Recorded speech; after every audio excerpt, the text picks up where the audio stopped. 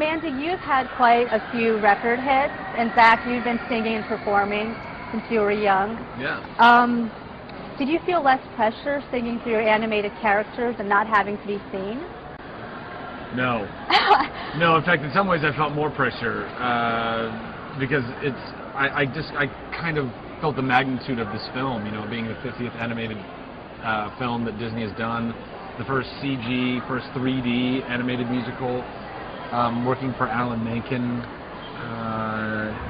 70-piece orchestra, all that stuff, you know, it's all like, wow, there's a lot of scope to this, so I was a little nervous. I had no idea that Zach sang, and so my jaw was on the ground the first time we had a rehearsal for the song that Flynn and Rapunzel sing in the film, and he has an incredible voice, and he did a really impeccable job in the studio, and very, very impressive. Because it's challenging. I mean, I've never done anything like this before either, singing in character and knowing sort of the scope of what a film like this is all about. I think both of us are huge Disney fans and grew up, you know, watching the likes of Aladdin and Beauty and the Beast and The Little Mermaid and you know, memorizing all of the songs and knowing what it's like to be a kid and to really connect with these films. So, yeah, you feel a huge responsibility when being a part of something like this. Yeah. So on your next record, would you invite Zach to sing? Absolutely.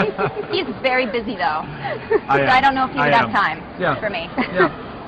Well, I'm going to paraphrase, but in the film, Finn says, the good thing about reaching your dreams is that you get to find a new dream. Yeah. Since you both are very accomplished in the entertainment industry, what other dreams do you have to look forward to? I've always dreamed about being on Broadway. Okay. I'd love to do that one day. That would be sort of the ultimate thing. Is there a certain play or a certain musical you want to do? I mean, I love classic shows like Gypsy and Bye Bye Birdie, but it might be fun to do something original. I don't know. I mean, it seems completely overwhelming and terrifying, but so much fun.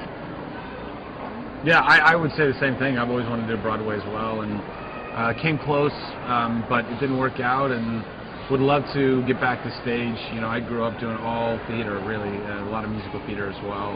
That would be amazing.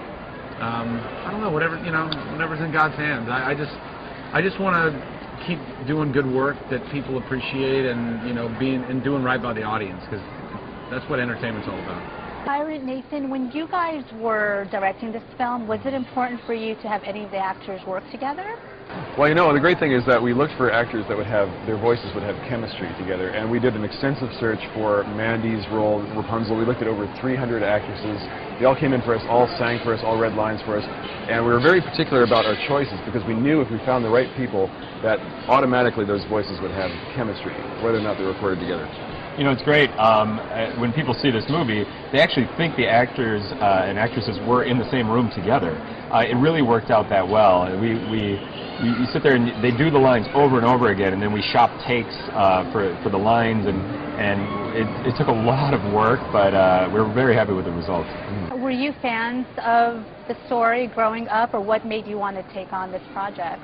Well, the story has been around for hundreds of years, and it's actually been at the Disney Animation Studios since the 1940s. Right. And the problem is that it's a very small story. If you look at the original Grimm's fairy tale, it's about a girl in a room pretty much waiting to be rescued. And we said, well, we don't want to have a heroine like that. We need to have her be dynamic and smart, and you know, she has to have this lust for life and this need to get out of the tower. And so that was step one, is get her out of the tower. And that really drove us. That's what we really loved about the story. It's a great coming-of-age story. Flynn looks a lot like Zach. Now, did you, exactly like Zach, actually. Now, did you guys make any adjustments to his appearance after you cast him? Yeah, you know, the process for animation, it's great because you're working on the story, and then you start building the sets, you know, virtually, and then you start designing characters, and it's all kind of happening at the same time. And at some point you get into casting, and so when the film's cast, then you go back and you kind of tweak the characters, and you see what they bring and their voice and their mannerisms and everything. You can put all of that in the characters. It's an amazing process. Yeah. Now, are you working on another animation project next? We are. We are. Yeah, we pitched our next project about 6 months ago, and the next one is going to be totally different than this, but it'll still have all the same great heart, great action, amazing characters, and a totally new world. Can you tell us a little bit about it? Still top secret, but we'll have We to tell could, you but soon. John Lasseter would kill us. And it's a fairy tale? It's not a fairy not a tale. fairy It's very tale. different. But again, it's just like Tangled. The heart, the humor, the action of Tangled. That's something that we're really attracted to, Okay. and you'll see it in our next film as Yeah. well. Is it an original story? I'm going to keep digging. It is. It's an original story. Yeah. Did you guys write it, or it came to you? No.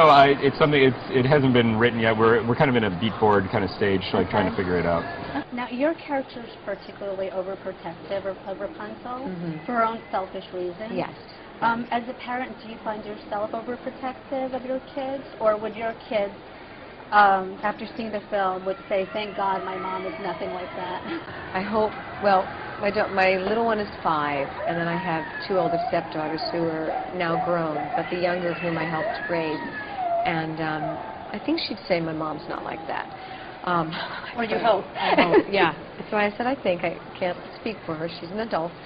I think there's an element in a parent that wants to protect your children from things that could hurt them and things that, but again, it's all subjective because, and the ultimate truth is that your children have to experience the world. But when they are children, part of your job is to protect them.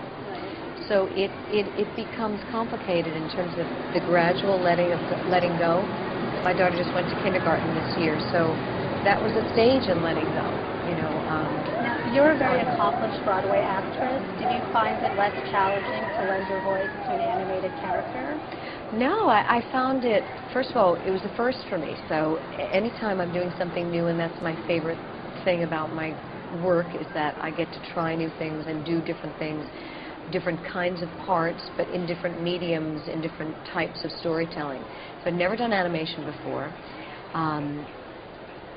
Well, less challenging, yeah, I don't have to do 8 shows a week, you know, but it felt incredibly creative, and I use a lot of the same tools, you know. I still ask all the questions about who this woman was before we meet her, at the moment we meet her in the story, and I try to give her as many dimensions as possible, and whether the audience gets all that or not is really not ultimately my decision, or in a way, it's not what concerns me. It's that I know that I imbue her with those things, and maybe one person will go, "Oh, I got that," or "I came away with this."